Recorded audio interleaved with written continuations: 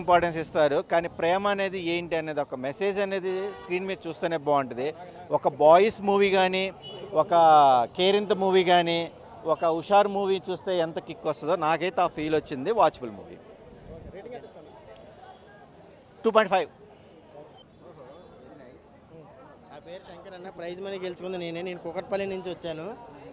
నేను 200 పెట్టి ticket కొనుక్కున్నానన్న. Cinema ఇంత హిట్ అయిద్దని అనుకోలేదు, కానీ నేను 10,000 సంపాదిస్తాను నేను ఎక్స్పెక్ట్ చేయలేదన్న.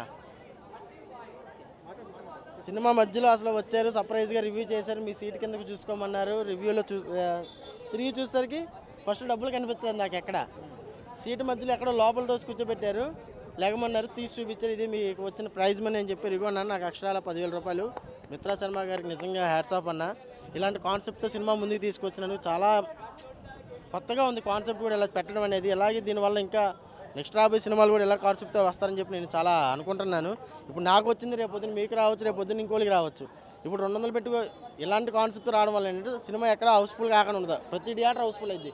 ఏమో ఆ లక్ నాకు వస్తుందేమో, అందరూ వస్తారు కదా, ఆ కాన్సెప్ట్ అయితే అందరూ వస్తారు కదా. సినిమా వైజ్గా వెళ్తే మటుకు సినిమా అయితే చాలా బాగుంది. మిగతా శర్మ గారి యాక్టింగ్ కానీ, హీరోయిన్ యాక్టింగ్ కానీ, కెమిస్ట్రీ కానీ చాలా అయితే బాగుంది.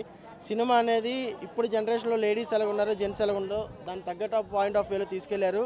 ఎక్కడ వల్గారిటీ అనేది సినిమాలో ఎక్కడ చూపించలేదన్న. ఎంతగా అసలు సినిమా స్టోరీని చూస్తే స్టోరీ అప్పుడే అయిపోయిందా, అసలు ఏం జరిగింది, మళ్ళీ ఇంకోసారి చూడాలరా బాబు అన్న ఇదిగా ఉంటుంది సినిమా అయితే.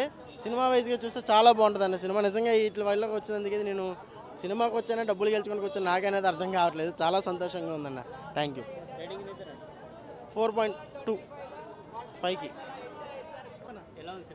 ఎలా ఉందేంటి భయ్యా, అన్ని ఎంతమంది ఉన్నారు కుర్రోళ్ళు, వెళ్ళి చూడండి ఒకసారి తెలుస్తుంది.